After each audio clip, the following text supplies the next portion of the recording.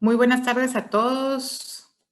Bienvenidos a este evento del día de hoy, Nearshoring y el futuro de la inversión extranjera directa en Guatemala, y al lanzamiento de nuestra revista Doing Business and Investing in Guatemala. Mi nombre es Valesca Esterkel de Ortiz, soy la directora ejecutiva de AmCham y les doy la más cordial bienvenida a todos los presentes y también a los expositores del día de hoy. Muchísimas gracias al viceministro Lizardo Bolaños de Economía, que está con nosotros, a David Lewis, que está con nosotros, amigo nuestro de Washington, a Carlos Melo del BID y a Juan Pablo Carrasco, presidente de la Cámara, a quienes les voy a estar llamando en un momento a que puedan comenzar con la plática de Nearshoring. Nearshoring es un término que hemos estado escuchando últimamente bastante, o también hemos escuchado el supply chain shift. Y es que realmente con la pandemia vino a mover un poquito este tema importante para nuestra región, en este continente, ya que la pandemia hizo que tanto Europa como Asia cerraran sus producciones importantes y exportaciones hacia Estados Unidos. Entonces se comienza a oír sobre el término nearshoring como una oportunidad para la reactivación económica y la atracción de inversión al país. Como lo sabemos nosotros, Guatemala o esta área de acá, Centroamérica y el Caribe, está a 2 horas del principal puerto de entrada de Estados Unidos en el East Coast, que es Miami. Además tenemos pues puerto en el Océano Atlántico y Pacífico, y realmente tenemos una posición privilegiada para poder también atender estas demandas del mercado americano en muy poco tiempo, ¿verdad? El quick response también que nosotros hemos escuchado y promovido también para atraer inversión. Habiéndoles dado esta pequeña introducción, quiero contarles un poquito acerca de AmCham. AmCham es la Cámara Binacional más grande de Guatemala, con más de 50 años de experiencia en el país, con aproximadamente 500 miembros entre entidades nacionales y extranjeras. Y nuestro lema es Your Concierge for Business. AmCham Guatemala también forma parte de la Asociación de Cámaras de Comercio Americanas en Latinoamérica y el Caribe, por sus siglas en inglés ACLA, donde estamos ubicados dentro del US Chamber of Commerce en Washington, D.C., con una red de 23 AmChams representando a más de 20,000 empresas socias en Latinoamérica y el Caribe, representando el 80% de la inversión americana en la región, permitiéndonos así ser un vínculo estratégico para los negocios. Antes de iniciar nuestro evento, quiero comentarles sobre cómo se va a desarrollar el mismo. Primero tendremos una conferencia impartida por David Lewis, experto en comercio internacional. Él, como les comenté, es nuestro gran amigo desde hace muchos años y reside en Washington, D.C., o sea que está 1 hora adelante de nosotros. Y luego de la conferencia presentaremos el panel Cómo captar flujos globales de inversión extranjera directa. Por último, haremos el lanzamiento de la revista Doing Business and Investing in Guatemala, una herramienta que ustedes pueden compartir con potenciales inversionistas para que conozcan más de nuestro país. Ya al inicio del evento pudimos ver un video donde se proyectaron nuestros Leadership Circle 2021, quienes nos acompañan durante todo el año en el patrocinio de todas las actividades que AmCham lleva a cabo. Les recuerdo que estamos en Facebook Live y que también nos pueden seguir en nuestras redes sociales, en Twitter, Instagram y Facebook. A continuación daremos inicio a nuestro evento. En el chat del evento se estará compartiendo una encuesta de satisfacción del evento, la cual agradeceremos puedan tomar unos minutos para completarla y también darnos por medio de la misma sus sugerencias y temas que les gustaría que AmCham tratara en futuros eventos. Las biografías de nuestros participantes se fueron enviadas anticipadamente a sus correos electrónicos. Así que sin más, quiero presentar a David Lewis de Manchester Trade, experto en comercio internacional para la conferencia número 1. David, the floor is yours. Hola, buenas tardes, Waleska. Saludos a Juan Pablo Carrasco, la Junta de AmCham Guatemala, viceministro Lizardo Bolaños y Carlos Melo, amigo del BID. Les agradezco la invitación nuevamente a participar con AmCham en la discusión de la gestión de desarrollo económico que realiza AmCham en Guatemala y específicamente en este momento sobre el tema de fomentar la inversión extranjera directa en el país y particularmente la gestión del nearshoring. Tengo una presentación que más que nada son talking points en estos 15 minutos y lo que quiero hacer un poco el recorrido de la inversión extranjera directa en Guatemala en estas 4 décadas, desde el 85 al presente, en términos pues de cómo se ha ido estructurando el país en cadenas de valor global de inversión, producción y exportación, y cómo eso ahora sienta las bases para las gestiones que está realizando tanto el gobierno como el sector privado guatemalteco para avanzar el aprovechamiento del acercamiento de inversiones de empresas en Asia a las Américas para poder llegar mucho más directo y mucho más rápidamente y eficientemente al mercado de consumo final en Estados Unidos. Y sobre todo, pues comenzar, muchas veces enfatizamos mucho la gestión del CAFTA-RD, pero a mí me gusta remontar a la historia, como las canas que tengo, de cuando mi empresa comenzó a trabajar con Guatemala y la región de Centroamérica y el Caribe, que era durante la presidencia del presidente Ronald Reagan y la iniciativa de la Cuenca del Caribe en los años 80, el CDI, y todo el implantamiento del modelo de maquilas y zonas francas en la región, tomando como punto de ejemplo lo que había sido el acuerdo de libre comercio con México y Canadá, el NAFTA. Y básicamente trabajando alianzas productivas, joint ventures, en un modelo de maquila zona franca en mano de obra intensiva. Textiles, prendas de vestir, calzado, luego vinieron plásticos, electrónicos, farmacéuticos, químicos, hasta hoy en día donde estamos con dispositivos médicos, alta tecnología en grandes partes de la región. Con el CAFTA-RD en el 2006 ya se consolida ese modelo de bienes y de mano de obra intensiva del CDI y comienza una expansión a servicios con centros de llamada, BPOs, todo lo que es el modelo de turismo, transporte y logística, infraestructura, mantenimiento y reparaciones industriales, sobre todo el aéreo, tecnologías de la información, computación, los servicios financieros y los servicios de energía. Y una nueva fase de competitividad laboral en servicios. Esa competencia regional y global trae una convergencia económica productiva con Estados Unidos y a la vez a lo interno del mercado regional centroamericano. Yo siempre le hablo a clientes que ahora no están hablando de una inversión o un negocio en Ciudad Guatemala, Guatemala con 15, 18 millones de consumidores, sino que ahora están hablando de una inversión en Ciudad Guatemala, Centroamérica, con 40 a 50 millones de consumidores y una línea de comunicación logística y de transportación completamente desde el norte en Guatemala hasta el sur en Costa Rica y luego Panamá.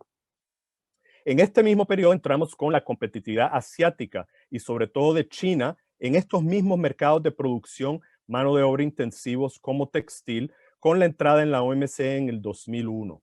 Y con el CAFTA-RD le damos un enfoque nuevo de competitividad con Estados Unidos en diversos sectores más allá de textiles y prendas y más allá de solamente los bienes, entrando en el sector servicios. Y para darles una pantalla un poquito rápida de los volúmenes que estamos hablando con cifras del 2019, para el 2019 las exportaciones guatemaltecas a Estados Unidos de bienes ya superaban los 4.000 millones de dólares y en servicios, el fenómeno nuevo que mencioné, 1.300 millones. Y a la misma vez, las exportaciones de Guatemala a Estados Unidos sumaban 6.800, las importaciones de Guatemala de Estados Unidos eran ya 6.800 millones de dólares y en bienes y 1.600 millones en servicios. Desde CBI es un aumento de 27% en esas 2 décadas. En ese mismo periodo vemos la inversión extranjera directa creciendo en 2017 a cerca de 1.200 millones de dólares. Cayó luego con el 2020 y ya sé que hay planes para que el 2021 ya se llegue de nuevo a esa cifra de 1.200 millones de dólares, donde Estados Unidos sigue siendo el líder con cerca de 750 millones de dólares en inversión extranjera. ¿Qué nos dice todo esto? Pues que hay un posicionamiento ideal para el nearshoring cuando sumamos las oportunidades del CBI, de CAFTA-RD, a las nuevas cadenas de valor y suministro global y empresas buscando diversificar su troika de inversión, producción y exportación más cerca a Estados Unidos como el mercado final de consumo. En 2020 ya vimos una gestión exitosa del gobierno, Mineco y Pronacom, con el sector privado, Fundesa, empresas como McKinsey y los gremios nacionales como el AmCham y los demás en Guatemala, junto a los organismos internacionales como el BID, por ejemplo, en una promoción proactiva y dinámica de la inversión extranjera directa. El estudio, el trabajo del Plan Guatemala no se detiene en octubre 2020 con Fundesa y luego ahora en febrero 2021 el Mineco y Promacon con los avances de competitividad del país lo definen perfectamente. Un crecimiento y una recuperación del PIB post-COVID, un enfoque en inversión, producción, exportación con base en el modelo Maquila Zona Franca, pero luego la competitividad, pymes exportadoras internacionalizadas, enfoque en emprendimiento empresarial y la innovación con la base en la tecnología y la digitalización. Y a la vez el desarrollo de una institucionalidad para atraer esa inversión extranjera.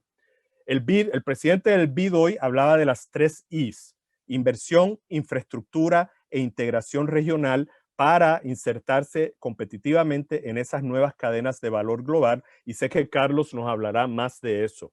El factor fundamental que estamos viendo en todo esto vuelve a ser el capital del talento humano como el factor clave de competitividad. Un ecosistema, un ecoambiente de sostenibilidad productiva y resiliencia, como hemos visto con los efectos de cambio climático y los problemas ambientales. El uso de la tecnología, la digitalización y la innovación, y sobre todo el adiestramiento del talento humano en STEM, Science, Technology, Engineering and Mathematics, pero ya no solamente nivel universitario, sino ya desde el nivel escolar. Y el adiestramiento, entrenamiento y la educación del valor humano para la necesidad de la empresa. Ya en 2021 identifican unos 7 sectores con 20 productos, enfocando las cadenas de suministro y valor competitivas, tomando en cuenta innovación, centrado en empleo, procesamiento nacional y el valor añadido a las exportaciones. Me imagino que el viceministro hablará más sobre estos sectores, así que no tocaré en eso, pero la idea es ya para el 2025 en adelante que Guatemala pueda consolidarse como un hub regional en varios de estos segmentos de producción, de inversión y la exportación con empresas globales en sus cadenas de valor.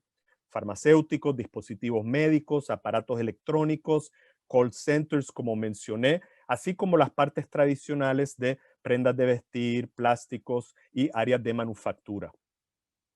Todo esto requiere un trabajo de leads, contactos, outreach y lo que llamamos go-to-market, que obviamente va a ser trabajo con el sector público, pero también el sector privado. Sé que se está hablando de una nueva oficina de atracción de la inversión y hay un factor de gobernanza, recursos y un equipo que lidere esto. Muchas veces podemos hablar y nos gusta referirnos en el sector privado que estamos hablando de una empresa que se llama Guatemala Inc. Y Guatemala Inc. necesita una estructuración para poder ser ágil y competitiva en ese mensaje.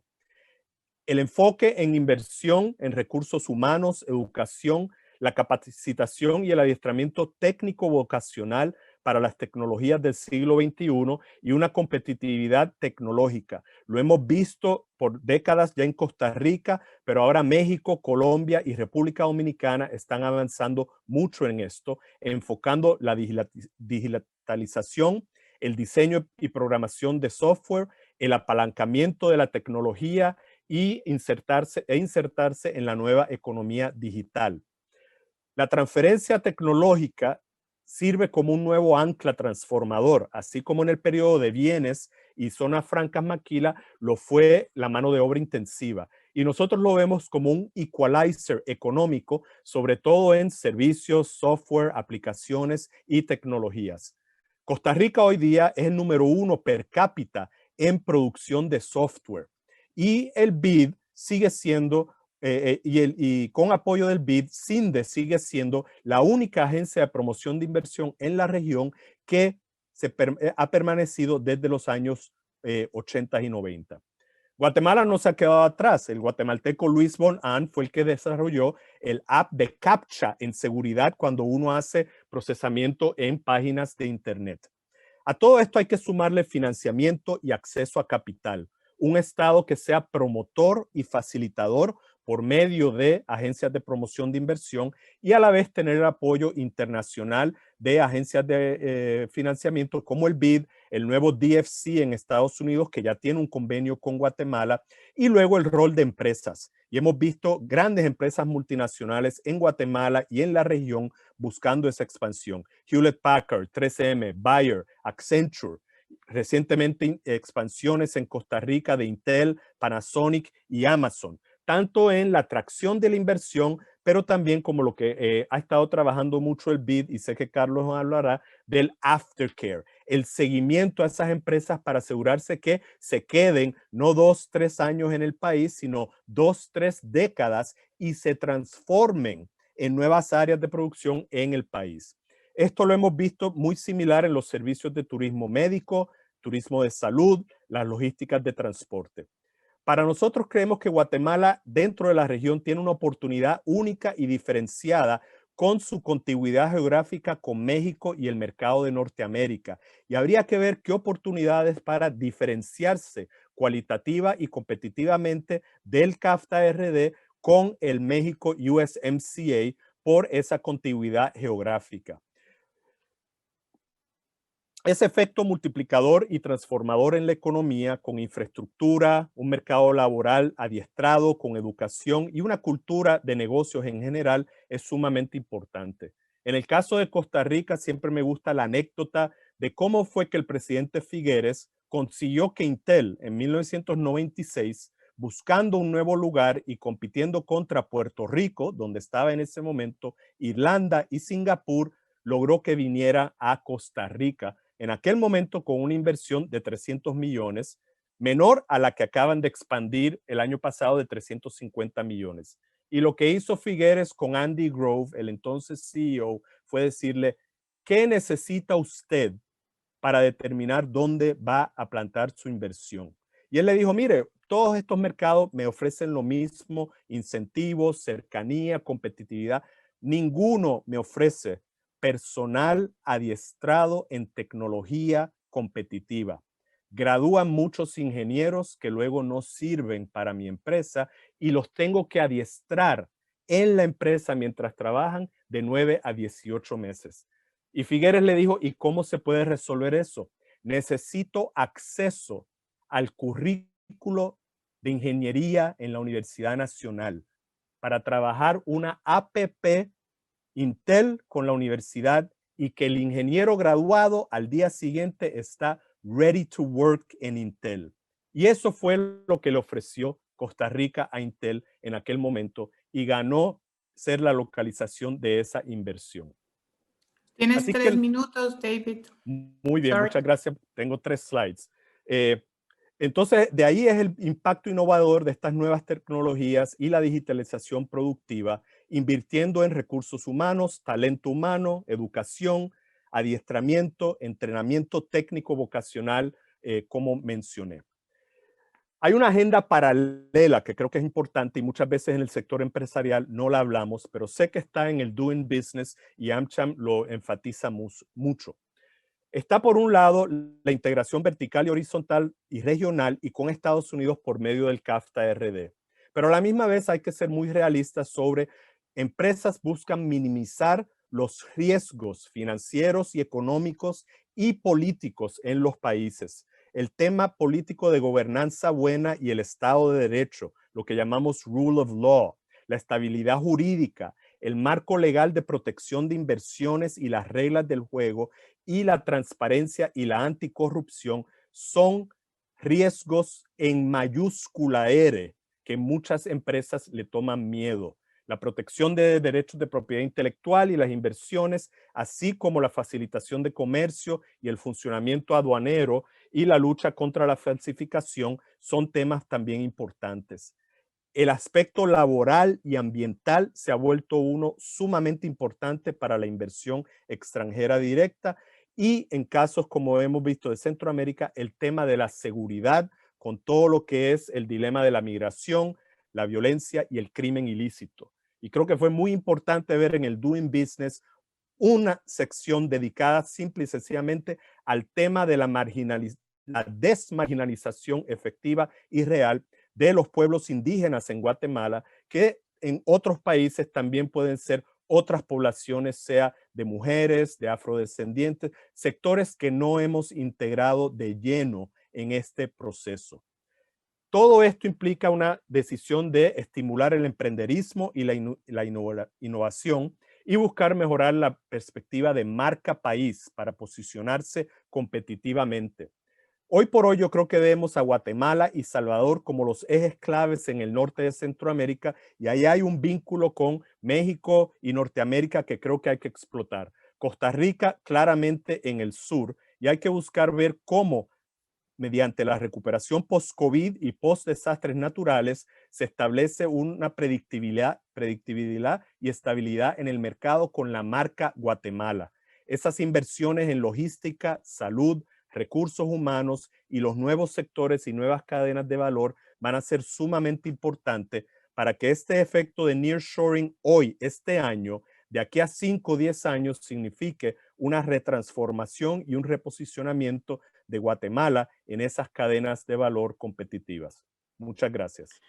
Muchísimas gracias, David. Realmente una excelente exposición. Vemos las oportunidades también como guatemaltecos en lo que se debe de trabajar y realmente es importante mencionar que debemos de trabajar en que se pueda atraer la inversión extranjera para crear más empleos y así también evitar la migración ilegal hacia los Estados Unidos. A continuación, tendremos el panel ¿Cómo captar flujos globales de inversión extranjera directa?, moderado por el presidente de AmCham, licenciado Juan Pablo Carrasco, a quien le doy la bienvenida, para que pueda encender su cámara, contando también con el señor viceministro de Inversión del Ministerio de Economía, Lizardo Bolaños, que también pueda encender su cámara, el doctor Carlos Melo del BID Guatemala y David Lewis de Manchester Trade también estará en este panel, por lo que no podemos escuchar los aplausos el día de hoy porque estamos virtuales, pero les doy una cordial bienvenida a los cuatro. Le damos al panel tan interesante que podamos discutir hoy cómo podemos atraer esos flujos de inversión hacia Guatemala. Adelante. Bueno, muchas gracias, Valesca. Muy buenas tardes a todos nuestros participantes y un especial agradecimiento al viceministro Bolaños por acompañarnos y siempre compartir con nuestra membresía la visión desde el Ministerio de Economía sobre los esfuerzos nacionales que se están realizando para atraer inversión y para contrastar con ellos, agradecer también a Carlos Melo, que ha hecho... tiene una larga trayectoria de experiencia en Latinoamérica, en proyectos de inversión, de atracción de inversiones, para que nos comparta una visión más expansiva acerca del esfuerzo de atraer inversión desde el punto de vista del BID, que ha sido un aliado del sector público y privado desde hace muchos años en financiar proyectos y en crear dinámicas, crear plataformas que permitan a diferentes de países en la región prosperar de una forma muy efectiva. Y bueno, ya escucharon a David, que siempre nos apoya en estos eventos, dándonos una visión analítica como consultor que es en lograr, digamos, esa dinámica de inversión desde Estados Unidos y qué es lo que busca Estados Unidos, y da el ejemplo muy bueno de Intel, de qué fue lo que buscó para lograr esa inversión en Costa Rica, que es realmente la clave del por qué estamos aquí reunidos. Si hoy estamos hablando de nearshoring, estamos hablando de mover la cadena logística de Asia hacia Centroamérica, y la estamos hablando de esta como una oportunidad. Sin embargo, a lo largo de las últimas décadas han habido un sinnúmero de oportunidades que como Guatemala hemos podido aprovechar, como lo fue, si nos vamos desde la firma del Tratado de Libre Comercio, era una oportunidad para aprovechar de atraer inversiones. Posteriormente, el boom económico que se dio a principios de la década pasada, que también se convirtió en una oportunidad. Y si vemos en los últimos 5 años, el crecimiento y expansión económica que ha tenido nuestro principal socio comercial, Estados Unidos, y el principal inversionista en Guatemala, vemos cómo también nos presentaba una oportunidad para atraer inversiones. Pero lo que siempre decimos nosotros en la Cámara es que si bien las oportunidades existen, estas oportunidades, para poder aprovecharlas y para poder traducirlas en la práctica, en inversión y en un éxito para el país, tenemos que hacer muchas cosas nosotros al interno, y eso es lo que queremos discutir en este panel. ¿Qué cosas tenemos que hacer nosotros como país, como Guatemala? ¿Qué acuerdos tenemos que alcanzar como sociedad para lograr que estas oportunidades las transformemos en una realidad dentro del país? Y entonces, para esto vamos a discutir en este panel y conocer la opinión aquí de nuestros expertos sobre cuáles son esas principales reformas, cuáles son esos principales cambios, o cuáles son las principales inversiones, en qué sectores, qué es lo que debemos de hacer para que esta oportunidad ahora del nearshoring, dentro de 5 o 10 años, cuando ya se pase, ya esté de moda otra oportunidad y no esta, no digamos, bueno, se nos pasó por alto, ya perdimos la nearshoring y bueno, ahora nos toca la tecnológica, o quién sabe cuál será la que en el futuro se vendrá, pero que no nos vaya a pasar la ola por encima nuevamente. Somos como el surfista que nunca agarre la ola, tenemos que montarnos a la tabla y realmente poder surfearla y llegar a la orilla exitosamente y aprovechar esta oportunidad. Vamos a empezar habiendo hecho esa introducción con el viceministro Bolaños. Viceministro, ustedes tienen una serie de iniciativas, tienen una serie de esfuerzos que en muchos casos no depende únicamente del Ejecutivo. Muchos de los retos que tenemos están en el legislativo, están en el judicial. ¿Cuáles son las iniciativas principales en las que ustedes están trabajando para poder aprovechar esta oportunidad que se está dando en este momento y lograr una reactivación económica a corto y mediano plazo?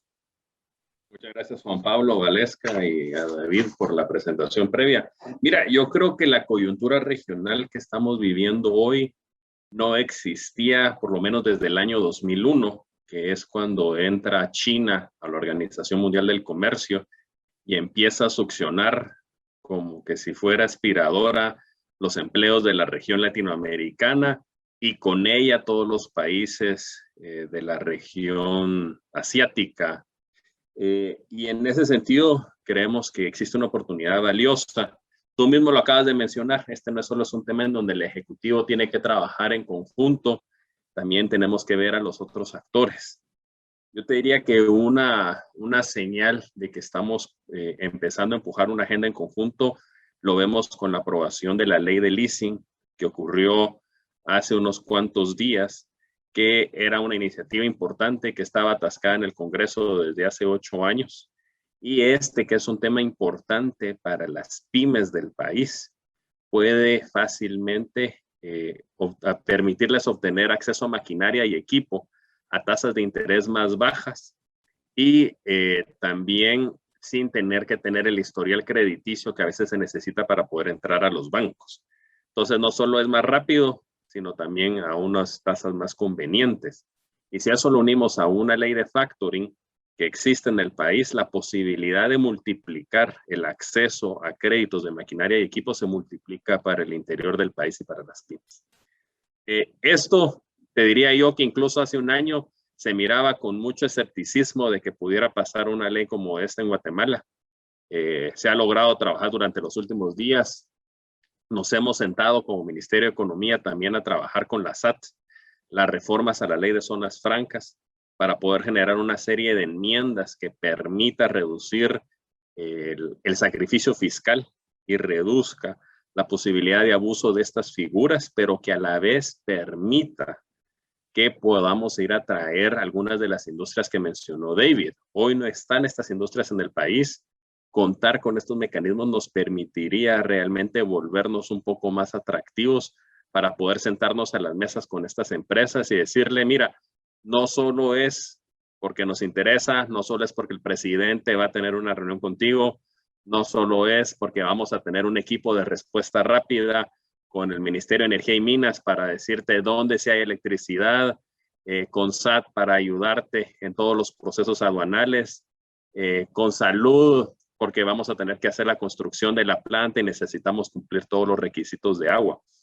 También es porque vamos a contar con estos mecanismos de zona franca que te va a permitir y facilitar la instalación en el país y la operación de tu importación y de tu exportación.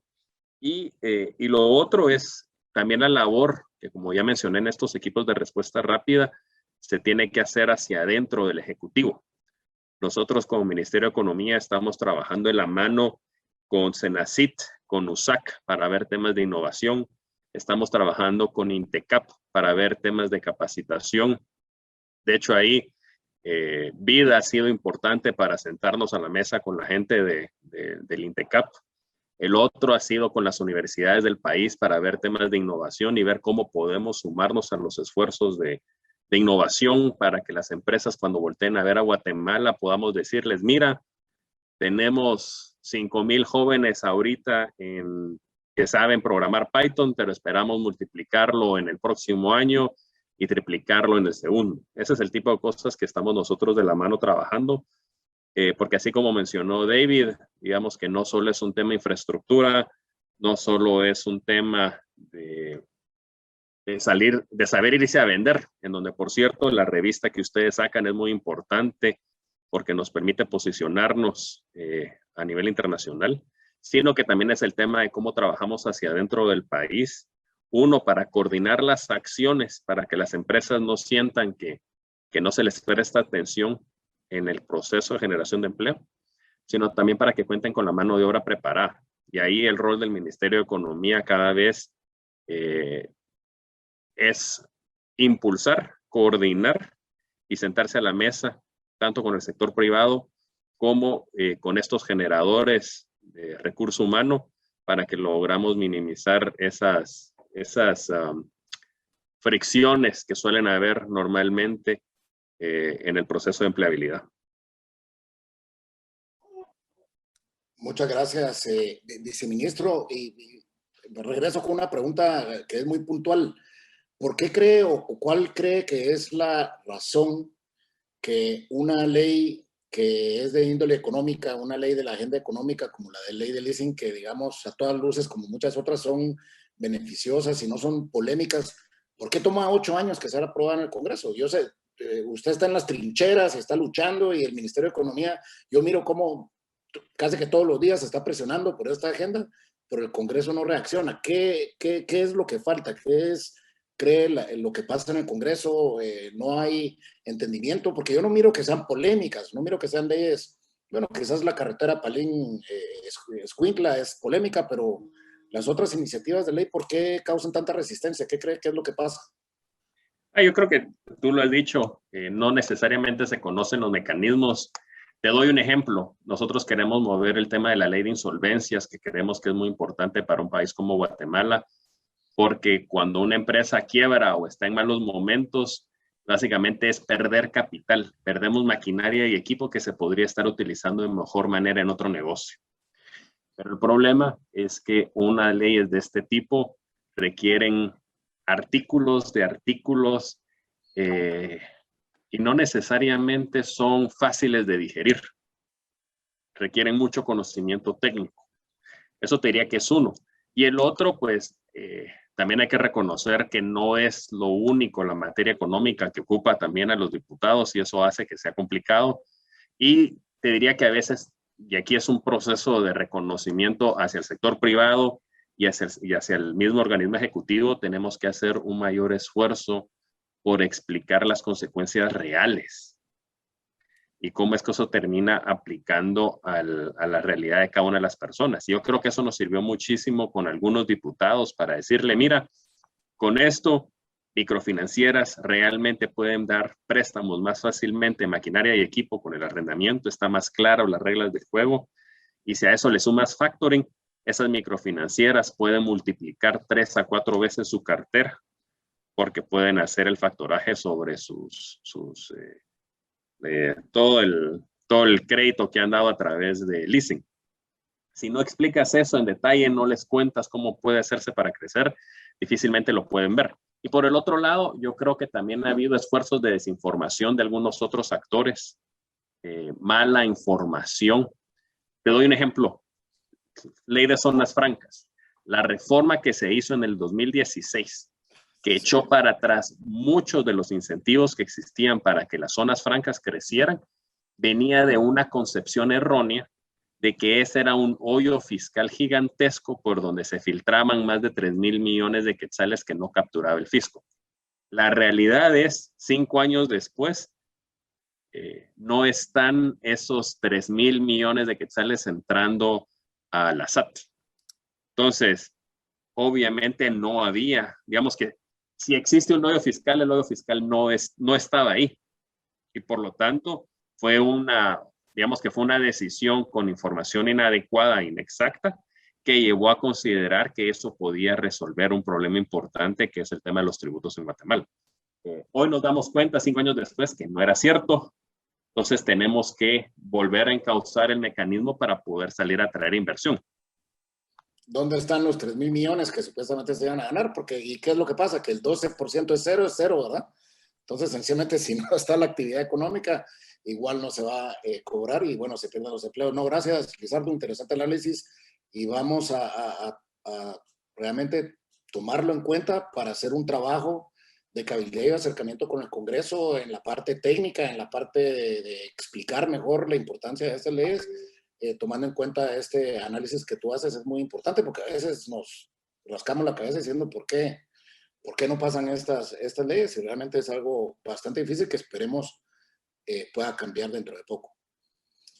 Carlos, en el BID ustedes tienen una serie de conceptos que aplican a nivel latinoamericana y tienen muchos casos de éxito en Latinoamérica, donde se logran hacer cambios políticos, económicos y legislativos que hacen que la inversión extranjera directa y las inversiones nacionales crezcan en los países. Y dentro de eso ustedes hablan de muchos conceptos que son research seeking, market seeking, efficiency seeking, strategic asset seeking, varios ejes en los cuales el BID se mueve e insta a los países y promueve no solo por medio de financiamiento, sino que también por medio de programas de capacitación, programas de diálogos como los que mencionaba el viceministro Bolaños y otros. ¿En qué crees que debemos de enfocarnos? ¿Cuáles son los esfuerzos que el BID ve que como país deberíamos de estar desarrollando para poder aprovechar esta oportunidad del nearshoring que se nos presenta en este momento en base a lo que comentaba el viceministro y lo que hemos venido platicando en esta conferencia? Gracias, Juan Pablo, Valesca, Lizardo, David, audiencia. Bueno, mira, yo creo que ya David ha hecho una presentación bastante comprensiva de este dilema que tenemos, o de este desafío que tenemos, o de esta oportunidad, que yo creo que es una combinación.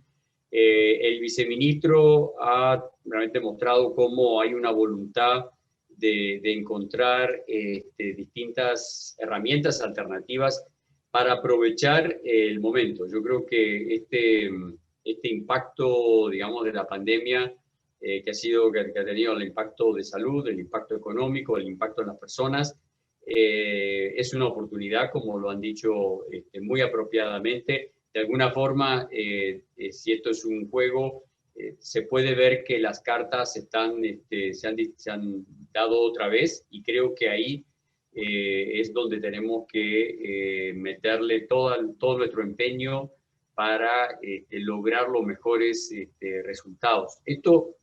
Este desafío se enfrenta de una manera integral, de una manera sistémica. No es solamente apretando un botón o apretando el otro que se van a lograr los resultados.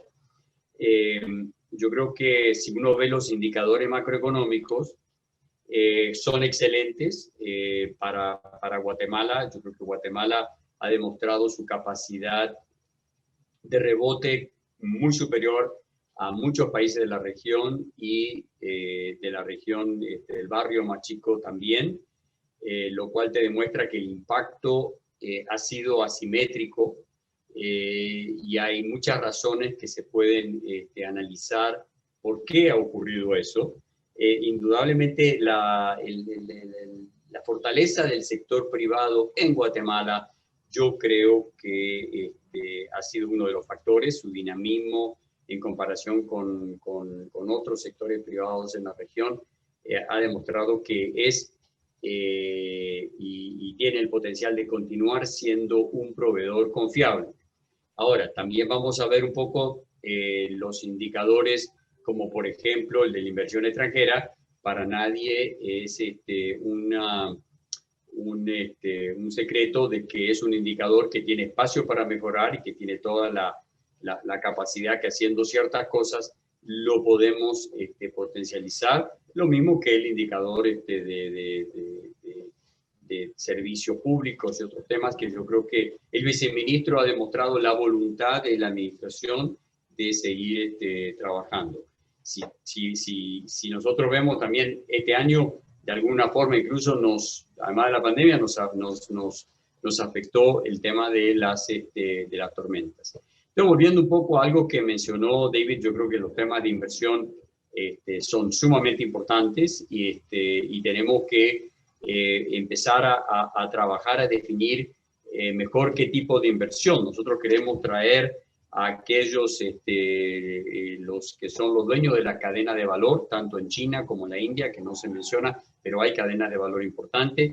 Yo creo que lo que ha pasado durante la pandemia, por ejemplo, el distanciamiento con los Estados Unidos como mercado, es una nueva variable que va a alimentar las decisiones de muchas de las opciones de inversión, y tenemos un espacio para aprovecharla, y creo que en ese sentido tenemos también otro riesgo, y es que si no creamos esas condiciones, que yo creo que no voy a entrar porque creo que David la presentó muy bien, tenemos un riesgo de que cuando llegue el momento de reevaluar las inversiones, decidan hacer algo que se menciona como el backshoring, que muchos decidan regresar, y un análisis en un balance entre riesgo y retorno del inversionista diga, prefiero volver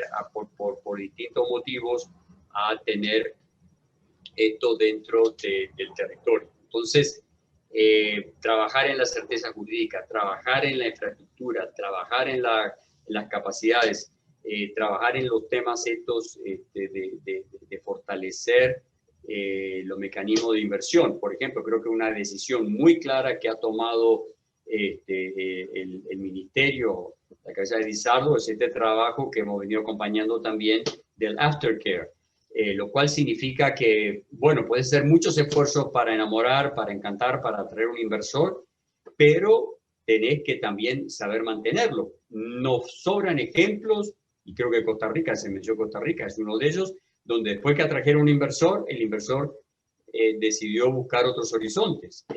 Ahora hay casos, incluso entre Brasil y Argentina, donde se muestra que a pesar de que uno dice, bueno, mira la situación en Argentina, por no haber hecho ese tipo de trabajo, algunas inversiones se han ido a Argentina a pesar del contexto que comparativamente puede llegar a ser complicado en algunos aspectos. Entonces, yo creo que ese es un tema que tenemos que tomarlo muy en serio, de manera, digamos, comprensiva de todos los temas. Creo que Guatemala tiene una buena noticia en cuanto al reporte del Doing Business 2020. Está en el lugar 96, es una mejora con relación al 2016, lo cual demuestra que se pueden hacer las cosas con mucho compromiso y que podemos encontrar buenos resultados de una inversión adecuada. Se mencionó mucho el tema del convenio o del trabajo que está haciendo alrededor de Guatemala no se detiene, que yo lo veo como una alianza público-privada. Siento que un tema antes que se veía un poquito disperso, ahora está de alguna forma instrumentado en un documento que habrá partes que son mejorables, habrá partes que a algunos les gustará darles una orientación, pero por lo menos están en la misma mesa, tanto el sector público como el sector privado, tratando de construir con eso. Y esa es una muy, muy buena noticia, porque tenés que ver qué alternativas encontrás para mejorar estos encadenamientos productivos que vayan a maximizar el éxito de este programa de Guatemala no se detiene.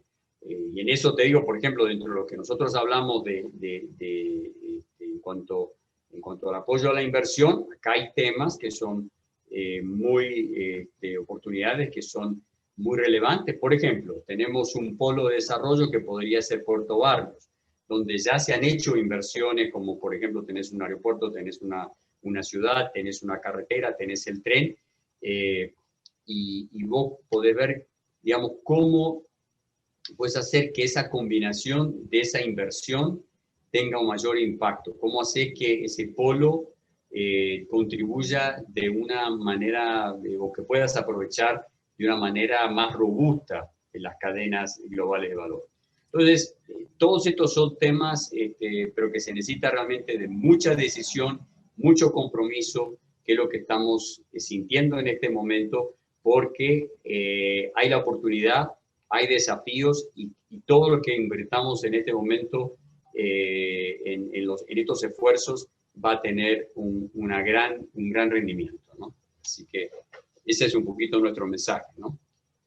Muchas gracias, Carlos. Bueno, y una visión un poco más positiva de lo que pensábamos. Me gustó lo que estás augurando sobre el Doing Business, especialmente hoy que estamos lanzando nuestro Doing Business. Y sí quiero decir de que como usuario del registro mercantil he visto mejoras en el proceso para constituir empresas, hacer todos los trámites mercantiles y en otras áreas.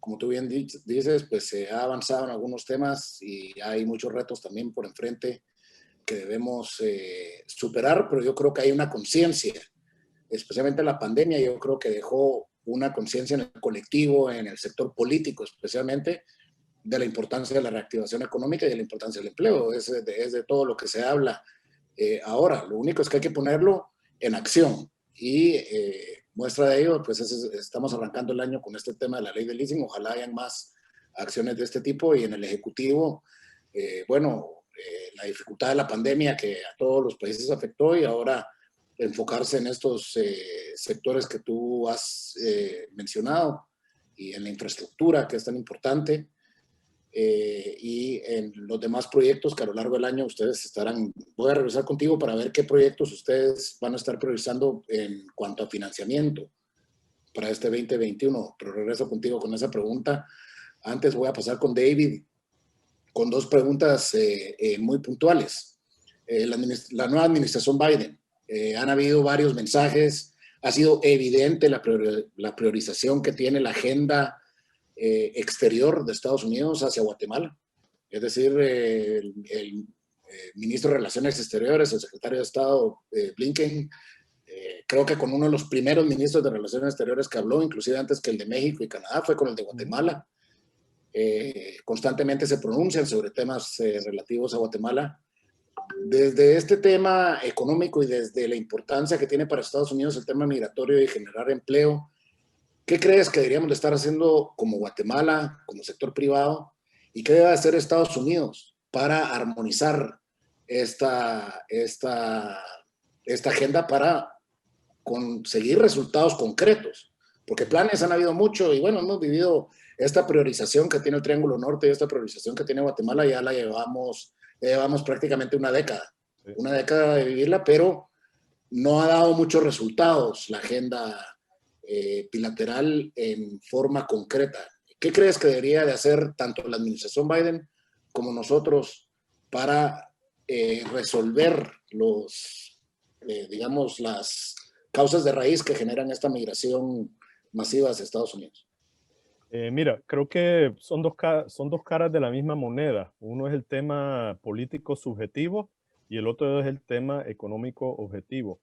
Desde los años de CBI, que eran periodos donde el riesgo político era mayúscula, donde hablar de inversión extranjera directa y el desarrollo del sector privado te costaba la vida en algunos países porque había guerra. Al final siempre decíamos, la mejor solución al problema del subdesarrollo es un buen empleo.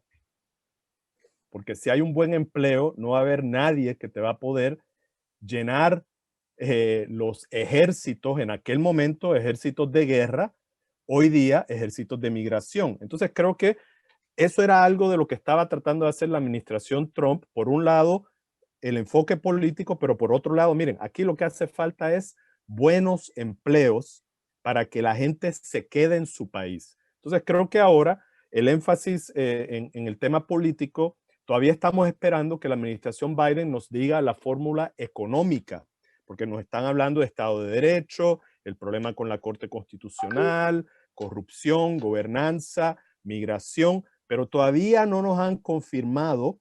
Vamos a continuar con el Development Finance Corporation y el MOU de $1,000 millones de inversión, no de ayuda. Con Guatemala no nos han dicho.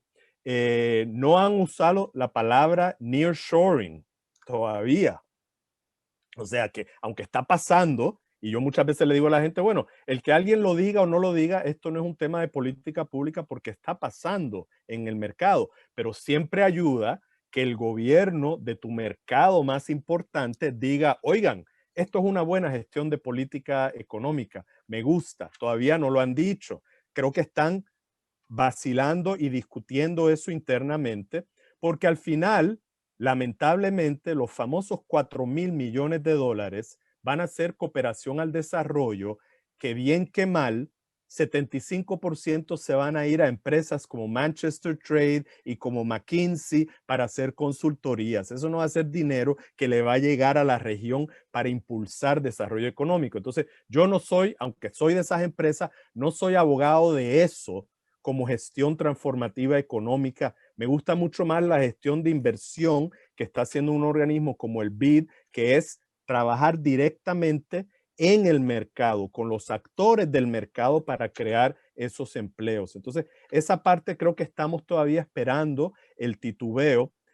Yo pienso que a pesar de esos riesgos políticos que mencioné que hay en Guatemala, el eje en Centroamérica, dejando a Costa Rica de un lado porque no ha tenido los vaivenes del resto de la región, es Guatemala y El Salvador. El Salvador, donde también hay unos riesgos políticos y los vimos ahora con la elección de este domingo. Entonces, todavía la administración Biden no ha definido claramente ese compromiso y corren el riesgo de que el mercado los deje atrás, que cuando vengan a decir una posición de política pública a favor o no de nearshoring o lo que sea, Carlos y su gente del BID y las empresas como HP, como Bayer y todos, ya comenzaron a hacer gestiones y les guste o no les guste, eso es lo que trajo el barco. Entonces creo que ahí todavía estamos viendo. Hay un punto que yo creo que es bien importante resaltar para ustedes empresarios en Guatemala. Lo más que están mirando las empresas en este momento es, hay resiliencia en estos países. Y les doy dos ejemplos. Hoy nos hablaron los ticos que ya para el tercer trimestre del año pasado estaban 100% en operaciones todo su modelo de fabricación para la exportación. y Dominicana en diciembre ya llegó 100% su producción en zona franca. Esto es aún en medio del COVID y aún con muchas de las trabas que hay. Entonces, parte de lo que las empresas van a estar buscando es cuando hay crisis, cuando hay golpes que los van a ver, hay resiliencia en ese mercado que vamos a poder continuar, o va a ser algo que se nos va a quebrar y vamos a caer al backshoring que dijo Carlos. Y creo que eso es un punto importante. Está resaltado en el programa de Pronacom y el Mineco, porque lo he leído, pero es algo que en la acción son las empresas que tienen que estar preparadas para las crisis, porque siempre vamos a tener una crisis. Y el que sale mejor es el que sabe aprovechar la oportunidad de esa crisis. Gracias, David, por esa apreciación del tema de la resiliencia. Pues yo creo que Guatemala es un país muy resiliente y quizás nos lo pueda ampliar el viceministro Bolaños, pero solo si vemos nuestros índices macroeconómicos, no importa la crisis política, la crisis climática, la crisis de salud que tengamos, Guatemala ha sido resiliente, y la mejor evidencia de la resiliencia que ha tenido Guatemala frente a la crisis del COVID es que aún contra todo pronóstico creció su economía de una forma mucho mayor a la esperada, y de hecho tuvo el mejor desempeño económico de toda Latinoamérica. Entonces, si el inversionista extranjero está buscando resiliencia, Guatemala es la mejor opción a nivel de toda Latinoamérica, te diría yo, solo con la prueba de fuego que pasamos por el COVID. Entonces es un punto que yo creo que valdría la pena que a lo largo del año lo resaltemos y lo demos a conocer como un factor muy importante y positivo para atraer inversiones al país. ¿Qué pensás tú, viceministro? Coincido contigo, Juan Pablo. En desempeño económico tuvimos una mayor resiliencia que el resto de América Latina. Y te diría que el hemisferio occidental fue la economía menos afectada. Ese es uno.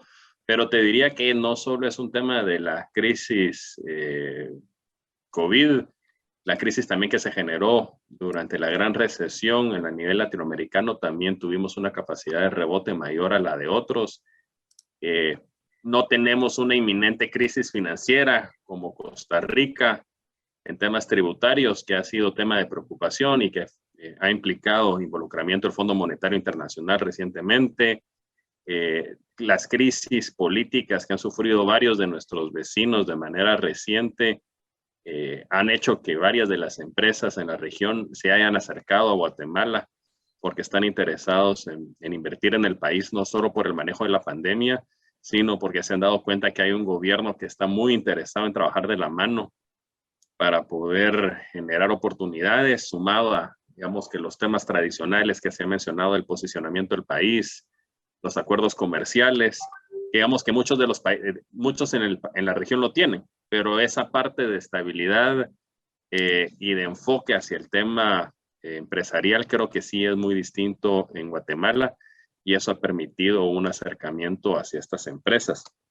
Yo ahí tal vez una cosa que me gustaría dejarles antes de pasar al tema es una de las señales que nosotros queremos dar como gobierno es si queremos enfocarnos mucho a la digitalización como uno de los mecanismos que nos debiera permitir resolver parte de los problemas que las empresas suelen enfrentarse en la región y obviamente también en Guatemala.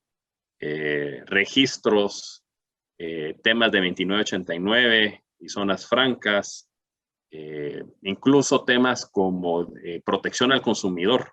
Queremos incrementar los procesos de digitalización para que entonces la cantidad de papeles, la cantidad de tiempo que ocupa, los costos de todo esto se vayan reduciendo para el aparato productivo y para los consumidores mismos. Ese diría que es uno de los temas importantes.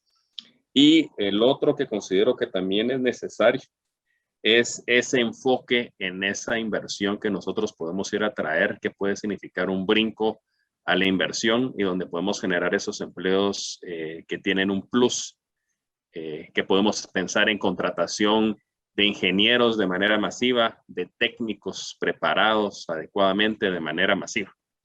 No podemos quedarnos sentados en los modelos tradicionales de la economía de los últimos años porque no vamos a ir para adelante y creo que no solo el sector privado, sino también el sector público guatemalteco está cada vez más consciente de esto. Y en eso uno de estos esfuerzos, que es el de Guatemala no se detiene buscando esos procesos de coordinación, incluso con una oficina municipal, muy al estilo norteamericano, con sus oficinas de desarrollo estatal o a nivel de condado. Creo que muestra que esta es una buena época para poder empezar a traer inversiones hacia Guatemala. Gracias Lizardo. Está la iniciativa esta también para reducir la reducción de trámites y digitalización que presentó el diputado humanista, ¿verdad? Que es una que estamos apoyando nosotros también. Y voy a regresar con David por una pregunta que tenemos aquí en el chat. David, no sé si tú la puedes ver. Y es interesante y es correcto, tú lo mencionabas, ¿verdad? Que hace falta ver cuál es la propuesta económica de la administración Biden para el Triángulo Norte, porque ahora está enfocada en el tema de Estado de Derecho, corrupción, derechos humanos, y habla de que se solicitó un estudio de migración por causas de cambio climático, cuando realmente, si vemos y aunado con el comentario que viene posterior a eso, si bien tenemos unos índices macroeconómicos muy positivos, el de inversión extranjera directo se ha mantenido deprimido, pero no en el último año, sino que es el más deprimido en los últimos 5 años y viene reduciéndose. ¿Qué esfuerzo deberíamos de hacer? Y quizás contestaste la primera parte de mi pregunta, es de Estados Unidos, pero ¿qué esfuerzos tenemos que hacer en Guatemala y cómo se combate? Bueno, no es combatir la narrativa, sino que incluir dentro de la narrativa el tema económico y quizás darle a más importancia, porque al final de cuentas es lo que todos aquí estamos coincidiendo, decir en que lo que hace falta son empleos. Y para traer los empleos, realmente, ¿qué es lo que se necesita para que esa inversión venga al país? Pero ¿cómo hacemos que esa sea, digamos, también la prioridad en Estados Unidos? En la administración. Mira, creo que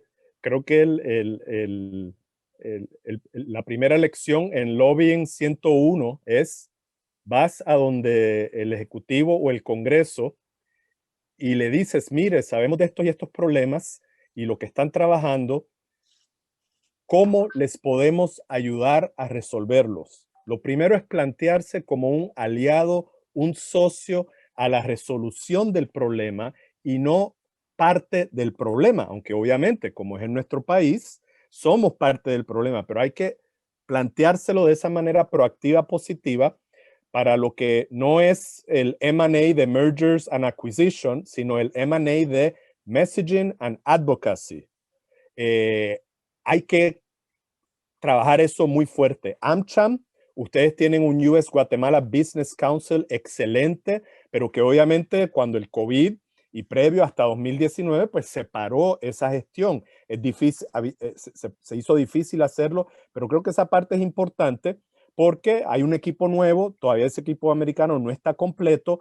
Hay que comenzar a darle insumos, a darle narrativas, a darle soluciones a problemas de manera diferente para que ellos los tomen en cuenta, porque si no, ese aparato una vez toma una decisión, es más difícil que un tráiler en la frontera hacerlo que dé una vuelta 360, o sea, es imposible, no está hecho para eso. Entonces la recomendación la dimos el mes pasado cuando tuvimos el foro de ustedes, tuvimos un foro con AmCham Costa Rica, es: no esperen a que Estados Unidos diseñe su gestión de política, vengan ya con unas ideas. Ese fue el éxito de CBI. CBI fue durante el presidente Reagan, pero no fue el presidente Reagan que ideó CBI, fue el primer ministro de Jamaica y la primer ministra de Dominica combatiendo iniciativas socialistas en el Caribe, que vinieron a Washington y le dijeron: comencemos con inversiones. Centroamérica estábamos en guerra todavía y todo era CBI, era balas y ejército. Después fue que se sumaron, pero el mensaje era: comencemos con inversiones. Hay un low hanging fruit, que es el Development Finance Corporation. Hay que ayudar a la administración Biden a decir: miren, esto es un buen modelo bipartidista que puede funcionar. No reinventen la llanta, utilicen esto, háganle sus cambios, obviamente, ustedes ahora son la administración, pero utilicen ese instrumento porque es un buen instrumento. Gracias, David, siempre por esas respuestas tan puntuales y claras. Y sí, definitivamente en el 2020 tuvimos poca oportunidad de hacer M&A, precisamente por la pandemia, pero en este 2021 le estamos apostando mucho a ese tema junto con la US Chamber of Commerce, USBC, todos. Carlos, te prometí que regresaría contigo para hablar del financiamiento que el BID esté priorizando para este 2021, en qué sectores es, cómo ves enfocados los mismos, o la nueva administración del BID está rediseñando esto aún, is it too early to tell, o cómo ves la cosa? Gracias. Primero, me da una gran alegría escuchar los comentarios del viceministro Lizardo, de David, porque siento que hay un profundo entendimiento y que, o sea, por lo menos convergencia de dónde están realmente los nudos que hay que desatar y dónde se puede construir y dónde hay que hacer los esfuerzos, porque eso yo creo que es importante. O sea, es importante tener muy buenas intenciones, pero que estén conectadas con buenas acciones. Yo creo que eso es lo importante. A veces nosotros tenemos buenas intenciones, pero a veces nos quedamos cortos en las acciones, y siento al viceministro con aquello que comenté recién, la decisión, el compromiso de decisión política, el compromiso de llevar adelante. Mira, el presidente Mauricio Claver Carrón realmente es un promotor de esta ventana de oportunidad y lo ha dicho en los foros en que ha estado, lo ha dicho dentro del banco, y creo que en ese sentido pueden contar con el apoyo del banco, mejorando varios de los instrumentos que ya teníamos, pero orientados a esta nueva oportunidad que se habla con mucha frecuencia y que tenemos que empezar a definir mejor en un análisis costo-beneficio, un análisis costo-oportunidad, cuáles son las actividades que vamos a ejecutar. Decía David y el viceministro Lizardo también el tema de los empleos. Yo creo que el tema de los empleos es importante, pero también el tema de los ingresos, porque eso no nos olvidemos que los ingresos están altamente conectados con la productividad. Y ahí es donde tenemos que también empezar a hacer mucha insistencia en la productividad, porque es un tema que los inversores van a mirar con mucho detalle. Porque vos puedes tener empleo, pero si los empleos son malos empleos, vas a tener una situación, vas a volver a lo mismo, la gente va a estar frustrada, va a decidir que la mejor inversión es invertir en la migración y que lo que puede hacer. Entonces yo creo que uno de los problemas es eso, que tenemos que trabajar seriamente. Volviendo un poco a tu pregunta, este año, digamos, tenemos dos operaciones que nosotros vemos que son parte de una intensiva actividad para lograr una mayor integración y productividad del país. Uno es la conectividad, que lo dijo de alguna manera el viceministro cuando habló de la digitalización. Guatemala es uno de los países donde la conectividad a nivel de data es de los más bajos, de los más pobres. Y vos tenés ahí situaciones donde el país no puede estar integrado, donde hay zonas que están realmente aisladas. Vos vas a tener el bono demográfico tal vez más alto de la región, que no va a estar integrado a esta gran ola, a este gran empuje que tiene toda esta era de la digitalización, la tecnología, la creación de un ecosistema digital que tiene impacto en la educación, que tiene impacto en los negocios. Hemos visto cómo en la época del COVID, aquellos que tenían el manejo de la conectividad son los que han tenido mayor posibilidad de sobrevivir en los temas de salud. Bueno, no le voy a conectar. Otro tema también es que el país tenga la capacidad de tener acceso a la red de energía eléctrica con mayor presencia, con mayor capacidad de generar evidentemente situaciones de bienestar, pero también oportunidades de trabajo, abrir un tallercito y hacer actividad económica a todos los niveles. Porque si no, cada vez más te quedas más concentrado en un punto. Y eso creo que el país ha sido muy consciente de que tiene que trabajar y está trabajando en eso. Conectividad también a nivel de infraestructura. Estamos trabajando en un programa para fortalecer la CA9. Varias son las alternativas, pero me gustan esas dos. Y después otras serie de actividades que no tenemos mucho tiempo para hablar acá, pero que estamos trabajando a nivel del sector privado, directamente con la banca. Y creo que acá hay un espacio para generar este ambiente, digamos, tecnológico, tener una especie de Silicon Valley que realmente el que apueste a tener esta capacidad de tener empresas que son de crecimiento exponencial, que son de vanguardia, que son disruptivas, va a tener más espacio y le va a generar más espacio a sus poblaciones. Entonces, yo creo que en ese sentido, lo que he visto, y por ejemplo, como comenté antes, el trabajo que está haciendo el MINECO alrededor del aftercare, que es algo que se ha descuidado, está demostrado que el 60% de la inversión extranjera directa viene de empresas que ya están en el país, que no son greenfield, que son brownfield. Entonces, si ellos sienten de que ¿viste? No están mecidos o que no están cuidados, de que no les ofreces una capacidad resolutiva de los problemas o de los desafíos que van enfrentando en su capacidad de acción, yo creo que lo vamos a perder por más que lo traigamos, va a ser una solución de muy corto plazo, así que me parece muy interesante. Es una demostración del compromiso con la que está trabajando, bueno, en este caso el viceministro, pero el ministerio en general. Y creo que también un tema que no tenemos que descuidar y que ya Guatemala ha hecho unos pasos. Por ejemplo, en el tema de cambio climático, las inversiones agroforestales. No nos olvidemos que el tema de la responsabilidad social, como el tema de cambio climático, son temas que los compradores le dan cada vez más importancia a esos temas. Cada vez más se fijan, viste, que ha sido, y que ha sido, el producto ha sido creado en un contexto que respeta cierto marco y que promueve cierto marco. Y eso es algo que el país ya ha avanzado y que tiene la capacidad de ir consolidándolo y que además tiene potencial de generar recursos como son los bonos de carbono que están ahí. Ya hay una plataforma y el banco el país debe seguir enfocándose en temas que a veces no los tenemos tan en el radar, pero que pueden ser determinantes de una inversión o de un comprador de un tema específico. Gracias.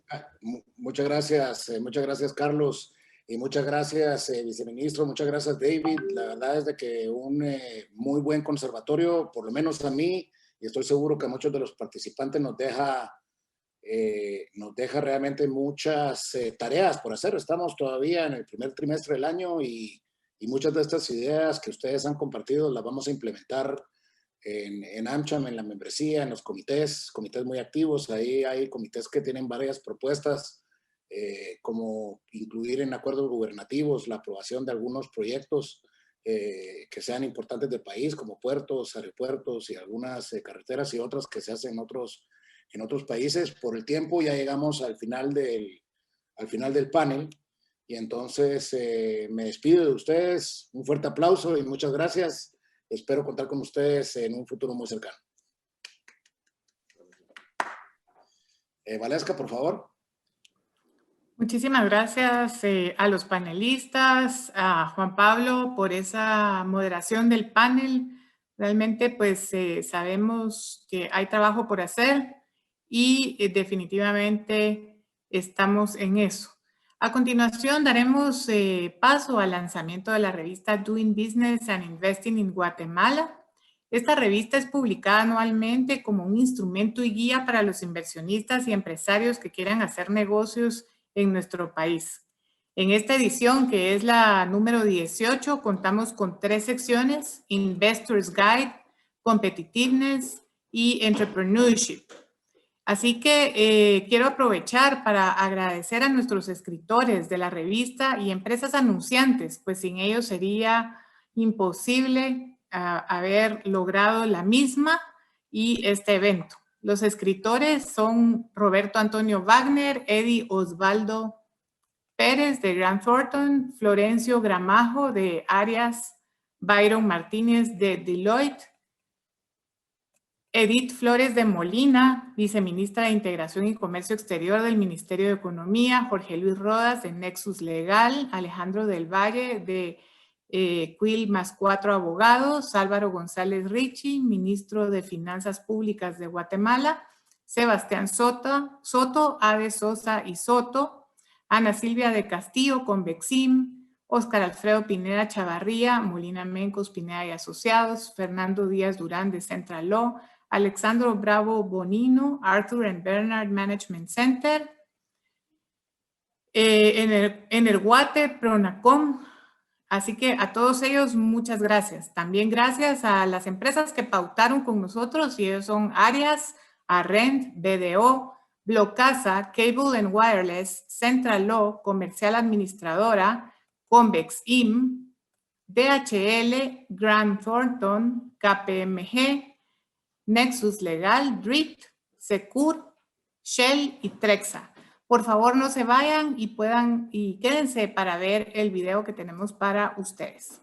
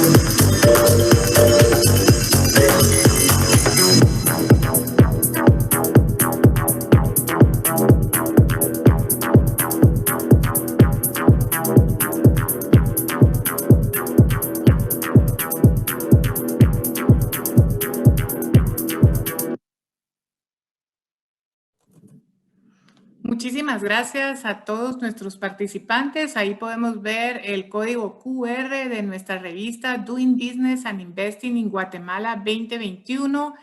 Esta revista está disponible en este código QR.